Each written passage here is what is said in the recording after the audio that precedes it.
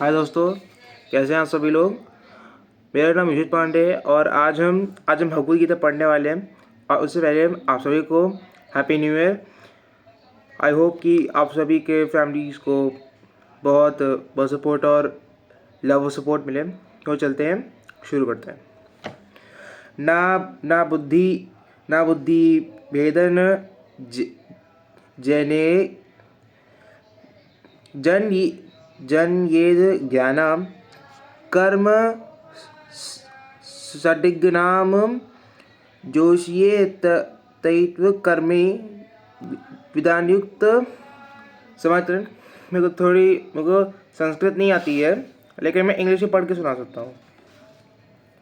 So as not to disturb the minds of ignorant men attached to the fruitive results of prescribed duties, a learned person should not induce them to stop work. Rather, by working in the spirit of devotion, he should engage them in all sorts of activities for the gradual development of Krishna consciousness.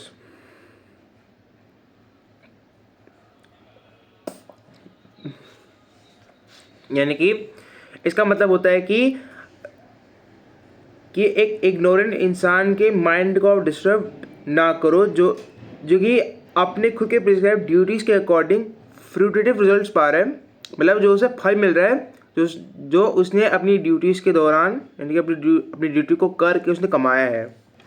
और एक सीखे हुए इंसान को induce नहीं करना चाहिए कि वो काम रोक दे, बल्कि वो भक्ति के स्पिरिट पे काम करे और सारी एक्टिविटीज़ में वो सॉर्ट करे, यानी कि सारी एक्टिविटीज़ में एंगेज करे, जो कि कृष्ण कॉन्शियस के ग्रेजुअल डेवलपमेंट के लिए बहुत इंपॉर्टेंट है। इसका परपट होता है that is the end of all Vedic rituals, all rituals or performance of sacrifices that and everything that is put into Vedas, including all direction for material activities, are meant for understanding Krishna, who is the ultimate goal of life. But because the conditioned souls do not know anything beyond sense gratification, they study the Vedas to that end.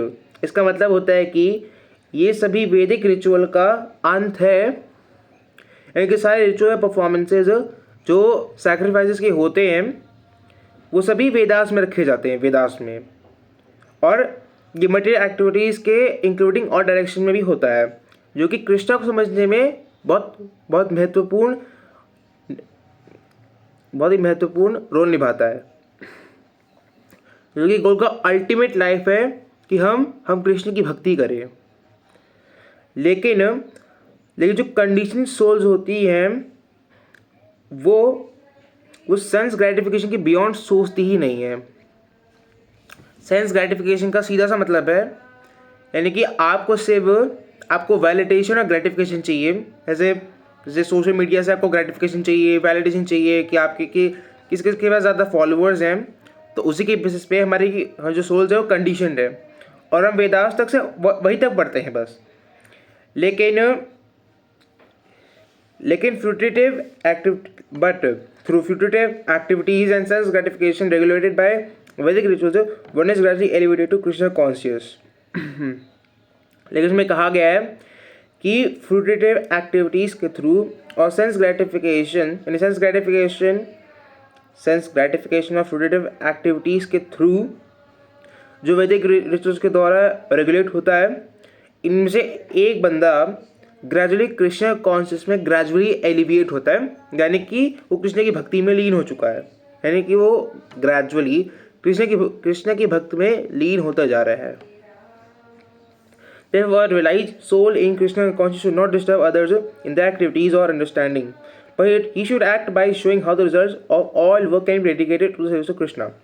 इसका मतलब यह है कि जो realise soul है, यानी कि जो हर चीज़ जानी हुई आत्मा है, यानी अगर हिंदी में से आराम से कहें तो जानी हुई आत्मा जो कृष्ण कॉन्शियस में होता है, वो दूसरों के काम में दखल अंदाजी ना करे और उनकी समझ में, हाँ, वो एक्ट कर सकता है ये दिखा के कि कैसे कृष्ण की भक्ति में सारे काम के फल किस तरह दिखते हैं।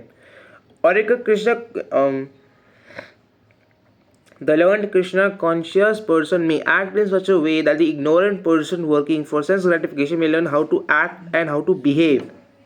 इसका मतलब ये होता है कि जिस इंसान ने कृष्णा कॉन्शियस सीखा है वो भी ऐसे वे में कि जो इंसान इग्नोरेंट है, जब जिसे कुछ पता नहीं है, वो उसे बस टालता है। जो सेंस ग्रेटिफिकेशन के लिए काम कर रहा है वो सीखेगा कि किस तरह से एक्ट और बिहेव करते हैं।